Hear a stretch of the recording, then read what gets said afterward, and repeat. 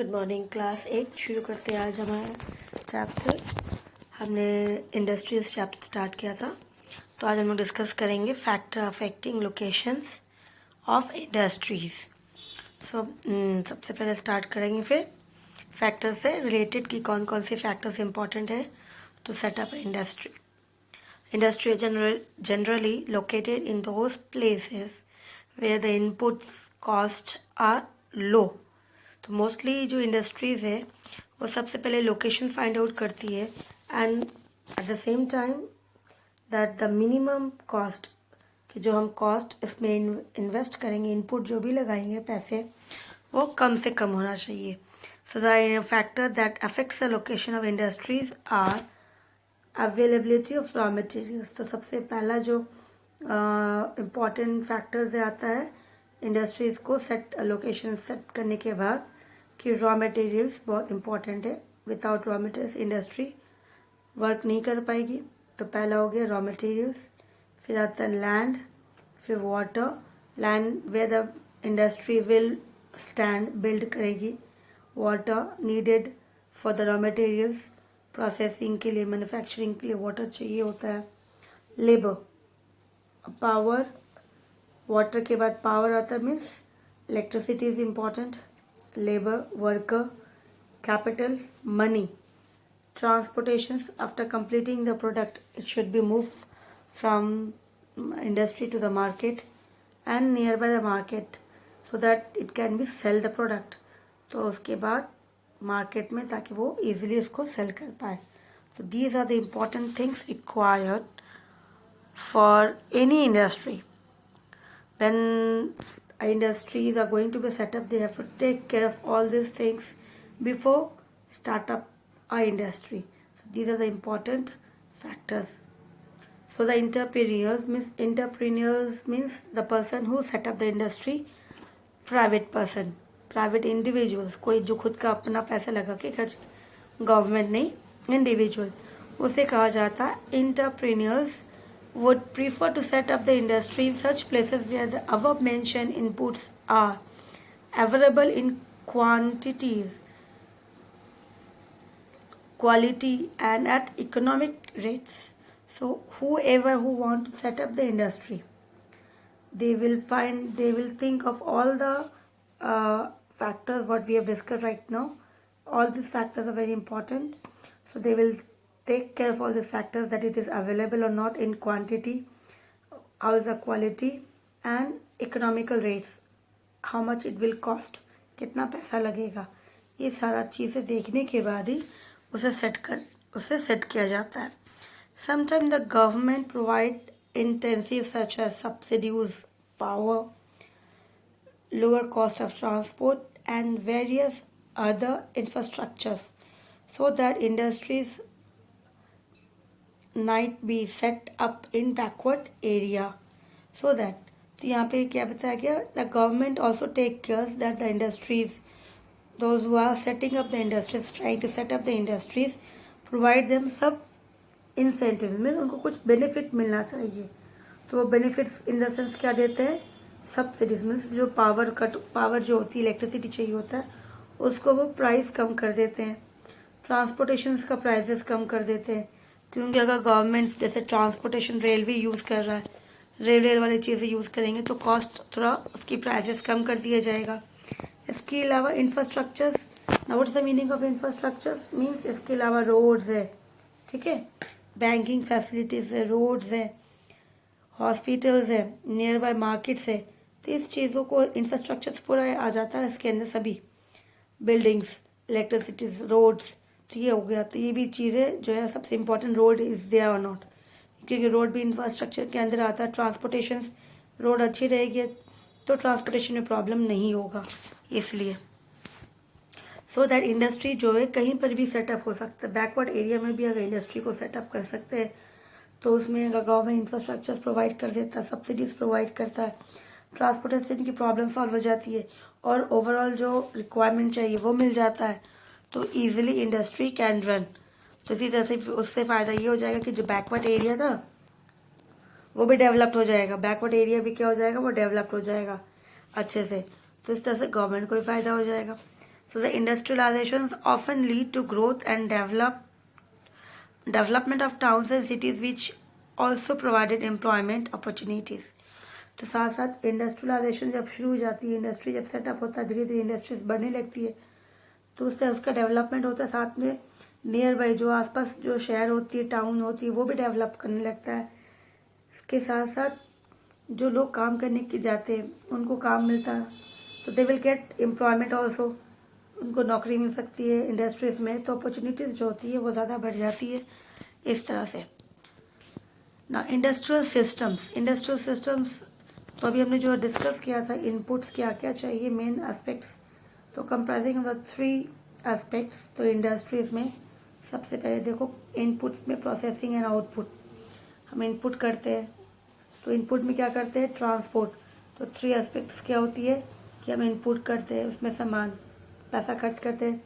तो सबसे पहले क्या, रॉ मटेरियल्स होती है, फिर पावर होता है, लेबर होता है, लैंड होती है, लेबर होता है, capital means money, transport and market. ये हमने क्या किया, इनपुट किया, इसे हमने इनपुट किया.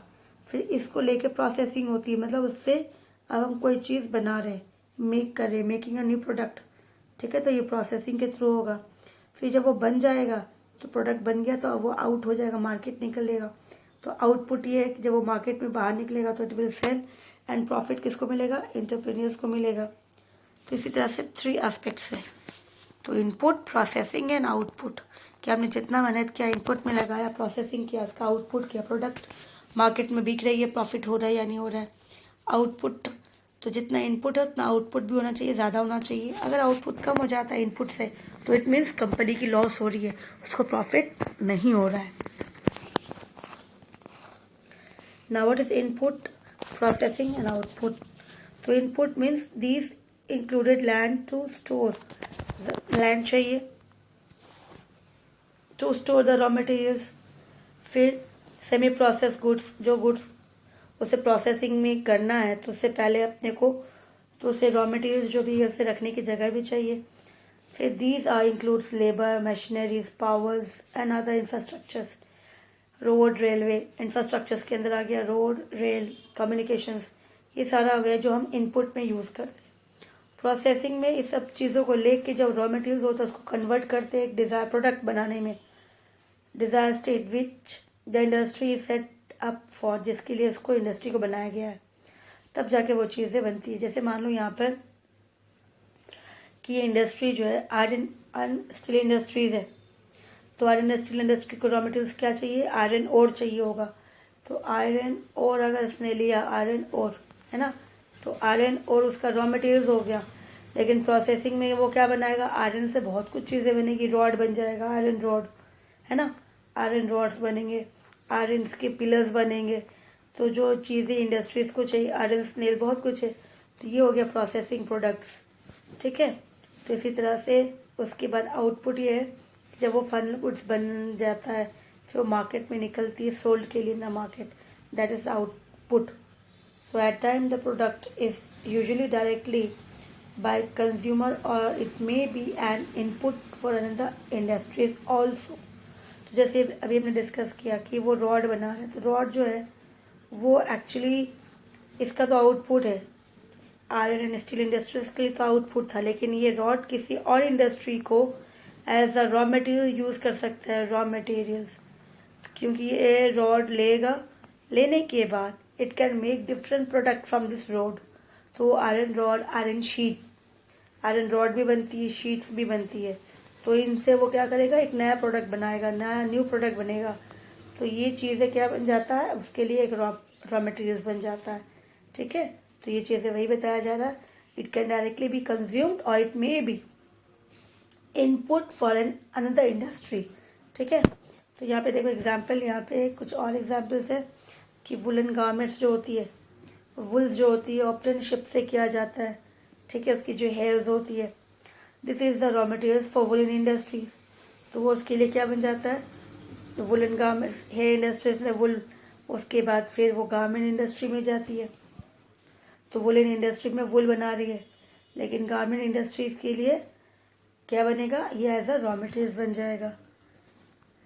ना processing involve in he manufacture of woollen garments की एग्जाम्पल्स दिया जा रहा है कि किस तरह से, एग्जाम्पल्स उसी को बता रहा है कि हम मान लेते हैं कि वुल से refined by machines converted to woollen yarn, उससे यार्न मतलब थ्रेड, तो वुल से रिफाइंड मशीन्स के थ्रू उसको निकाला, कन्वर्ट किया उसको, उसकी जो हेयर्स थी उसको मशीन्स के थ्रू कट किया, मशीन्स के थ्रू आगे जाके उसको यार्न बनाया, थ्रेड बनाई, फिर थ्रेड बनने के बाद उसको डाई किया, उसको कलर किया, अलग अलग कलर्स दिया, कटिंग प्रोसेस में उसको अलग अलग स्पिंडल्स के अंदर डाला, फॉर्मेशन ऑफ यार्न बॉल्स, अलग अलग बॉल्स के रूप में उसकी वेट के अकॉर्डिंग उसको बना दिया।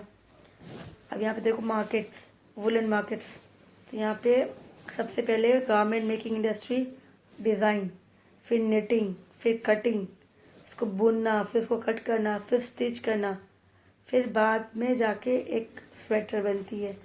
तो इतना सारा प्रोसेसिंग होने के बाद लास्ट में वो मार्केट के लिए तैयार होती है। तो ये चीज़ें हैं, बहुत प्रोसेस करने के बाद प्रोडक्ट जो है मार्केट में आती है। The industrial regions an area having a large number of industries close to one another concentrated in a place is known as industrial region। तो regions तो बहुत एरिया बोलते हैं हम लोग, बट इंडस्ट्रियल रीजन में ओनली पर्टिकुलर उस area में आपको सिर्फ इंडस्ट्री ही नज़र आएंगे, आसपास सभी मोस्टली कनेक्टेड क्लोजली, तो उस एरिया को कहा जाता है इंडस्ट्रियल एरिया। ठीक है, तो the area which is been large number of industries has been set up nearby each others in a joint or concentrated places, that place is called as industrial regions। तो आसपास industry दिखती है तो उस area को हम लोग industrial regions के नाम से कहेंगे। Major industrial regions of the world are located in different part of the world depending upon the raw materials, जो चीज़ें मिलना चाहिए, and means of transport infrastructure के बेस पे ही इंडस्ट्री सेट होती है कोई भी जगह में। तो ये इम्पॉर्टेंट है कि उस एरिया में सब कुछ मिलता है या नहीं, रॉ मटेरियल्स है या नहीं। तो उसी तरह से North America, eastern North America, western and central Europe, फिर Eastern Europe, eastern part of Asia, ये सारा क्या है, ये इंडस्ट्रियल रीजन्स है जहाँ पे बहुत सारी इंडस्ट्रीज है। ठीक है, so these are the industrial regions of the world. अब ये मैप देखोगे, ये मैप में आपको इंडिकेट कर रहे हैं कि मैप के थ्रू ईस्टर्न नॉर्थ अमेरिका, फिर north western Europe, eastern Europe, तो ये सारे पिक्चर्स है जहाँ पे वो रीजन्स कंसेंट्रेट करके दिखाया जा रहा है। ठीक है ना, यहाँ पे देखो इसमें इस तरह से टेबल्स बनाए और ये पॉइंट भी है, ये रहा इस तरह से। These are the regions, industrial regions. ठीक है, in India, most of the iron and steel industries were initially concentrated in Jharkhand and north Odisha. तो अगर हम इंडिया में भी आते हैं तो इंडिया में भी बहुत सारी इंडस्ट्रीज है और इंडस्ट्रियल रीजन्स भी है। तो आयरन एंड स्टील इंडस्ट्री अगर हम देखते हैं तो कंसेंट्रेट मेनली कहाँ है, झारखंड के अंदर है और नॉर्थ ओडिशा। ही द इंडस्ट्रियल रीजन्स भी है इन जमशेदपुर, और उसके साथ साथ Jamshedpur, Bokaro, Bhilai, Rourkela and Durgapur. So these are the industrial regions.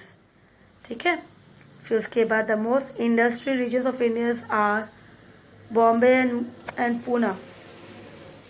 बहुत सारे क्लस्टर में छोटे बहुत सारे इंडस्ट्रीज है वहाँ पे।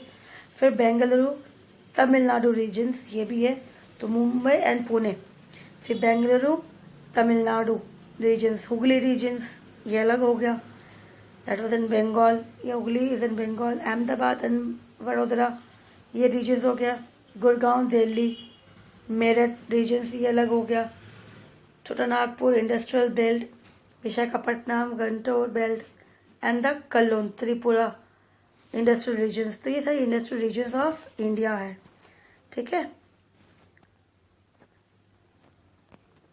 उसके बाद डिस्ट्रीब्यूशन ऑफ मेजर इंडस्ट्रीज कि अब कितनी सारी इंडस्ट्रीज जो डिस्ट्रीब्यूट्स की गई है। The major industries of the world are iron and steel industry, क्योंकि बहुत बड़ी इंडस्ट्री होती है, हैवी इंडस्ट्री है, इसे लार्ज इंडस्ट्री के नाम से भी कहा जाता है। तो ये सारी इंडस्ट्री है आयरन एंड इंडस्ट्री, क्योंकि इसको बोला जाता है mother of all the industry, क्योंकि आयरन जो है सभी इंडस्ट्रीज को नीड होती है इसके लिए। टेक्सटाइल इंडस्ट्री, कपड़े वाले industry, IT, information technology, the iron steel industry and textile industry are traditionally older, क्योंकि ये सबसे पुराना इंडस्ट्री है। सबसे पहले iron steel industry and textile industry ही आया था। वैसे इंफॉर्मेशन टेक्नोलॉजी जो है वो अभी इमर्जिंग है, क्योंकि ये इंडस्ट्री टेक्नोलॉजी से रिलेटेड है, इसके लिए ये ज़्यादा पुराना नहीं है, ये न्यूली है। The iron steel industries are located in Germany, USA, Japan, China and Russia. Textile industry जो है are located in India, Hong Kong, South Korea, Japan, Taiwan, Bangladesh. तो ये टेक्सटाइल इंडस्ट्री कपड़ों की इंडस्ट्री है। मेजर इंफॉर्मेशन टेक्नोलॉजी जो है जिसे कहा जाता है silicon valley of central California, और इंडिया में सिलिकॉन वैली बेंगलुरु को कहा जाता है, क्योंकि ये भी इंडिया के अंदर जो IT हब है इंफॉर्मेशन टेक्नोलॉजी वो बेंगलुरु है। तो इसी तरह से ये हो गया silicon valley of central California और इंडिया में बेंगलुरु। तो ये IT वाली हो गई इंफॉर्मेशन टेक्नोलॉजी। फिर iron and steel industries. Iron and steel industries जो है, अब यहाँ पे देखो, डू यू नो में लिखा है emerging industries are also known as sunrise industry, क्योंकि जो इंडस्ट्री अभी अभी आ रही है तो इमर्ज हो रहा है, तो इसलिए इसको सनराइज कहा जाता है। क्योंकि सनराइज जब स्टार्ट होता है धीरे धीरे फिर नून तक बहुत ज़्यादा उसकी सेंस रेज होती है, बहुत ज़्यादा स्ट्रांग हो जाती है। तो सच इंडस्ट्रीज आर जो भी आ रही वो hospitality, wellness, information technology and education. तो ये इंडस्ट्री बहुत ज़्यादा धीरे धीरे आगे आ रही है, इसीलिए उसको इमर्जिंग इंडस्ट्री के नाम से कहा जाता है। Now iron and steel industries in the present time industrial growth is not possible without iron which no other industry is possible। जैसे अभी हमने डिस्कस ही किया था कि iron and steel industry is the mother of all the industry, क्योंकि कोई भी industry इसके अलावा ये छोटी से छोटी चीज़ जो होती है इस हर इंडस्ट्री को नीड होती है। इसे बैकबोन भी कह सकते हैं, backbone of all the industry. ठीक है, तो इसी तरह से and for all the other industry या feeder industry whose product are used as raw materials for the industries, या फिर इसे feeder industry भी कह सकते हैं। ये फीड करता है, मतलब इसकी प्रोडक्ट जो है हर इंडस्ट्री यूज़ करती है। तो ये इंडस्ट्री जो है बना रहा प्रोडक्ट अपना एज आ, उसके बाद इन्हीं का प्रोडक्ट जो है बाकी दूसरी इंडस्ट्री यूज़ करती है as a raw materials. So it is used in agriculture machineries also. Agriculture machine जो होती है, ट्रैक्टर्स है, बहुत कुछ ये चीज़ें बनती है कि इसे आयरन से बनती हैं। ट्रांसपोर्ट्स में ले लो, उसमें यूज़ होता है। बिल्डिंग्स बनती है, डैम्स बनता है, फैक्ट्रीज बनती है, इंफ्रास्ट्रक्चर सब में यूज़ होता है, इसीलिए ये बहुत इम्पोर्टेंट है। The input required for iron and steel industry include raw material such as iron ore. तो जो आयरन एंड स्टील इंडस्ट्री है वो लेती क्या है उसके लिए, तो उनका इनपुट होता है रॉ मटेरियल्स, और जिसे हम लोग आयरन ओर के नाम से कहते हैं। साथ साथ आयरन ओर अकेला यूज़ नहीं होता, उसमें कोल यूज़ होती है, उसके साथ लाइमस्टोन यूज़ होती है। ये तीनों जो होती है इसकी कॉम्बिनेशन होती है, तब जाके उससे आयरन बनता है। तो iron ore, coal and limestone. इसके अलावा पानी तो नीडेड ही है, लेबर चाहिए होगा, पावर चाहिए होता है, electricity supply, that means capital money is needed and land is also needed, क्योंकि इंडस्ट्री खड़ा कहाँ रहेगा। सो ये कंबाइन मिलने के बाद ही for its various uses as mention above, क्योंकि इसकी यूजेस जो अलग अलग इंडस्ट्री यूज़ करती है, and it is needed to be transport. इसके साथ उसको ट्रांसपोर्ट भी करना पड़ेगा डिफरेंट प्लेसेस में, फार ऑफ एंड नियर बाई, कोई बहुत दूर में है, कोई बहुत पास में है, according to the necessities. Good transport facilities भी होनी चाहिए। तो iron ore is converted into steel, तो आयरन ओर को कन्वर्ट किया जाता है स्टील में भी, विच इन्वॉल्व वेरियस प्रोसेस। तो इससे बहुत अलग अलग प्रोसेस से गुजरनी पड़ती है, तब जाके उसे स्टील बनता है। तो raw materials is put in blast furnace. तो ये दिख रहा होगा किस तरह से, ये उसी का प्रोसेसिंग है, ये पिक्चर्स जो है। तो सबसे पहले ब्लास्ट फर्नेस में रॉ मटेरियल्स को डाला जाता है, उसमें वो प्रोसेसिंग में जाते जब मेल्ट होती है, फिर फर्दर इट रिफाइन, उसको रिफाइन किया जाता है, उससे आउटपुट ऑब्टेन करते हैं, वह स्टील होता है। And then is use for the other industry, उसके बाद वो दूसरी इंडस्ट्री यूज़ करती है एज अ रॉ मटेरियल्स।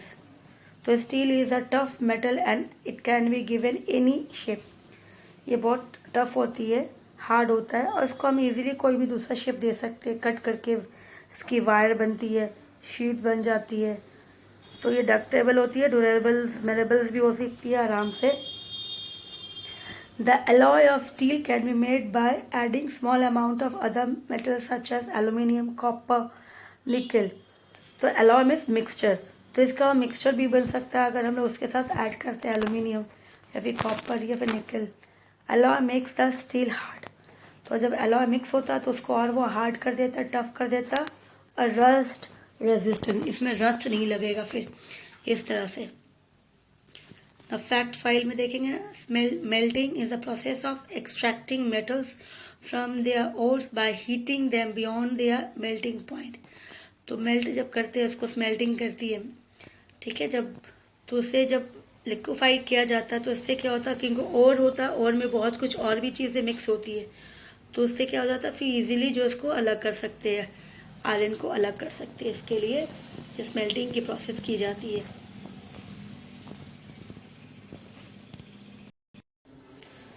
तो इससे उसकी मेल्टिंग के बाद उसको प्रोसेस से अलग कर दिया जाता है। और ये पिक्चर्स जो है आपकी बुक्स में आपको बहुत अच्छे से दिख जाएंगे, क्लियरली दिख जाएंगे। बड़े की किस तरह से स्टील मेकिंग, आयरन और इस ब्लास्ट फर्नेस कैसे किया जाता है, उसमें क्या क्या मिक्स करते हैं, उसके बाद फिर उसकी जो प्रोसेसिंग होती है किस तरह से अलग अलग। तो इस तरह से देखोगे यहाँ पे टैब बनी हुई है, यहाँ पे भी एक टैब बनी हुई है ना। तो ये आपको अपनी बुक में अच्छे से दिख जाएगी। तो आज हम लोग यहीं तक करते हैं। नेक्स्ट क्लास में जो है इसके आगे डिस्कस करेंगे कि आयरन स्टील इंडस्ट्रीज़ जो है और कहाँ कहाँ है इंडिया के अंदर, ये मैप भी है, ठीक है। तो ये चीज़ें नेक्स्ट क्लास में अपना डिस्कस करेंगे। तो जहाँ पे जो आयरन स्टील इंडस्ट्रीज़ के जो रीजन्स है उसके बारे में, ठीक है। Thank you.